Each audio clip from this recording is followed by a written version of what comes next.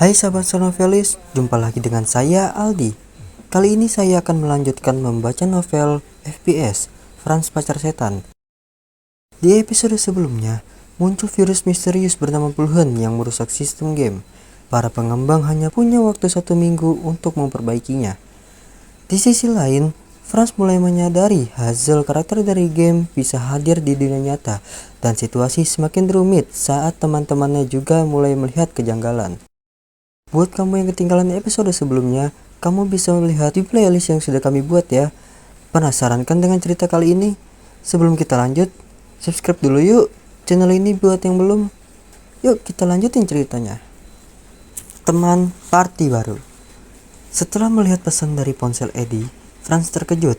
Dia langsung mengambil barang yang kemarin didapatkan setelah bermain game. Lu lihat, sama gak? Roy menunjukkan barang tersebut. Kok bisa sama ya? Tanya Eddie. Kemarin pas gue lagi main game, tampilannya kayak lagi di kamar gue aja.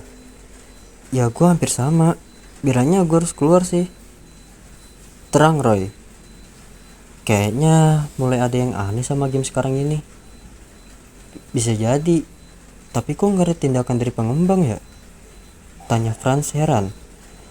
Tapi yang sekarang ini kayaknya lebih seru deh, kata Eddie. Kemudian mereka bermain game tersebut. Franz, gue boleh ikut party sama lu gak? Tanya Eddie. Boleh aja, biar makin gampang buat ngelawan boss stage, jawab Franz. Setelah masuk ke permainan, kok gak ada musuh lagi? Tanya Naila. Franz, coba buka quest, ada gak? Franz melihat menu quest, tapi tak ada satupun quest yang bisa dikerjakan. Mereka semua kemudian hanya berjalan menyusuri kota. Kalau kayak gini, mending kita jalan aja, sekalian keliling daerah ini, ajak Franz. Lagian juga, kapan lagi kan kita bisa keliling dunia nyata bisa dari rumah? Benar juga ide lo, mumpung game terhubung ke dunia kita. Teman Franz menjawab kompak. Mereka kemudian berjalan mengelilingi kompleks rumah Franz. Dalam perjalanan, mereka mencoba menyapa orang. Halo kak, sapa Eddie. Namun orang yang disapa tidak merespon. Kita jadi kayak setan nih, gak bisa dilihat sama didengar sama orang yang gak main game ini. Eddie berceloteh. Franz mencoba memegang orang tersebut, namun hanya seperti memegang bayangan saja. Wah, bener-bener kayak setan kita. Celoteh Franz semangat. Kita ke tempat lain yuk. Karena tak menemukan satupun lawan, mereka melanjutkan perjalanan ke tempat lainnya. Di tengah perjalanan, ada pemain lain yang menyapa mereka. Woi kalian! Mereka segera menghampiri orang yang memanggil. Kalian mau kemana? Tanya orang itu yang diketahui nama akunnya Robert. Kami cuma keliling aja, habis saat ini tidak ada musuh, jawab Franz. Kalau menurut pendapat di sosial media, ini penyebab virus, kata Robert. Sekarang yang main aja udah semakin sedikit, tambahnya. Kok kamu tahu? Tanya Franz. Sudah banyak orang yang posting di sosial media kalau mereka sudah berhenti main. Kemarin temanku masih main bersama, hari ini dia bilang gak mau main lagi. Kamu tahu apa penyebabnya? Tanya Franz menyelidiki. Kata mereka karena waktu keluarga beberapa hari lalu, mereka disuruh memasukkan nomor ponsel. Karena tidak ingin memasukkan nomornya, mereka tidak bisa melepas VR mereka sampai mereka masukin nomornya, jawab Robert. Wah, sama seperti yang saya alami. Franz menjelaskan yang mereka alami. Tolong, tolong! Terdengar suara teriakan. Mereka bergegas menuju arah suara. Mereka melihat bayangan dinding merah dan melihat seseorang diserang pasukan musuh dari dunia game. Ada manusia diserang, cepat bantu! Teriak Naila. Mereka bergegas memasuki dinding itu dan menyelamatkan orang tersebut. Kamu tidak apa-apa kan? Tanya Naila, dan orang itu hanya mengangguk. Cepat, pergi dari sini, perintah Naila. Orang itu pergi menjauh dan meninggalkan mereka. Pertempuran pun terjadi. Tiba-tiba prajurit semakin banyak. Mereka terus melawan para musuh. Meski mereka berlima, tetapi tetap saja mereka kewalahan. Franz, kita bisa kalah kalau gini. Cepat panggil Hazel, pinta Roy. Mendengar kata Hazel, Robert terkejut. Hazel sayang, datanglah. Franz memanggil Hazel. Saat muncul, Hazel kaget karena sangat banyak musuh yang harus dihadapi. Kok ada Hazel? Kata Robert kesal. Dia langsung menyerang Hazel. Serangan Robert mengenai Hazel dan Hazel terkejut. Hazel langsung mencengkeram Robert sambil berkata, kamu mau mati? Jangan Hazel, dia teman saya, teriak Franz. Kalau dia temanmu, dia tidak akan bisa menyerangku, kata Hazel kesal. Franz segera melihat status Robert dan benar saja, Robert belum masuk partinya. Tenangkan dulu dirimu, sekarang ini masih banyak musuh. Kau lihat Naila, Roy, mereka sedang bertarung, pinta Franz. Robert sangat kesakitan akibat cengkeraman Hazel.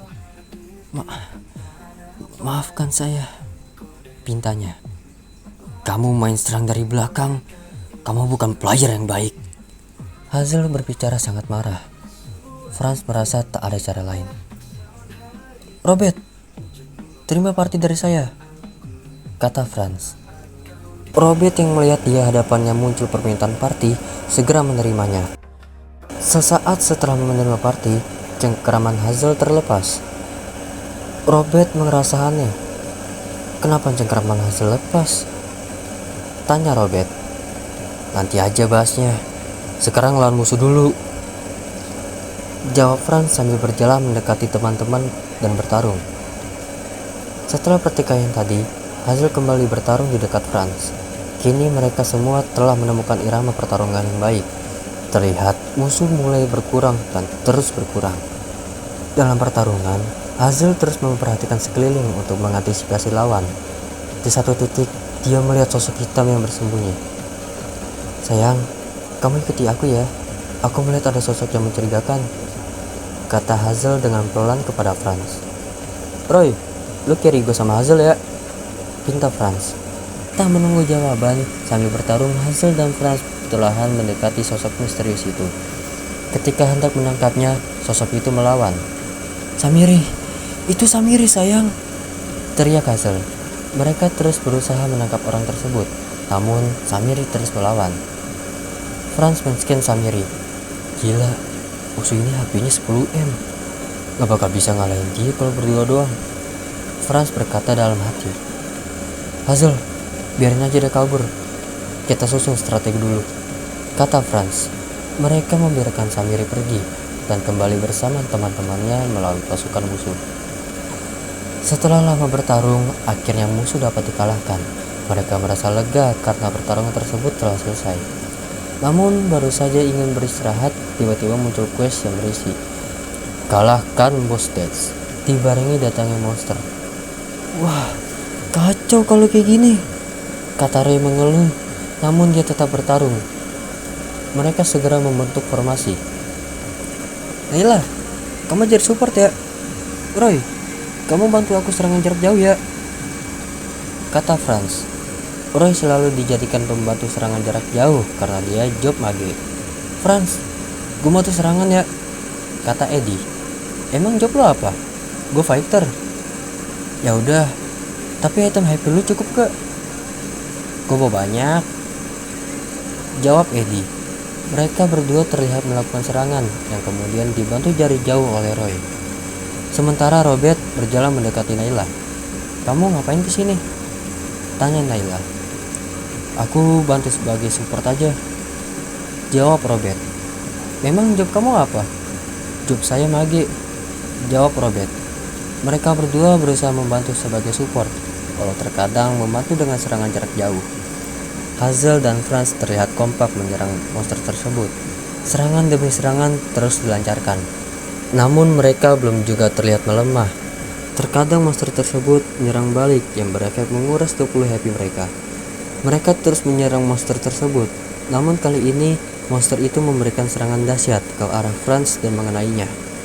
Franz terpental sangat jauh.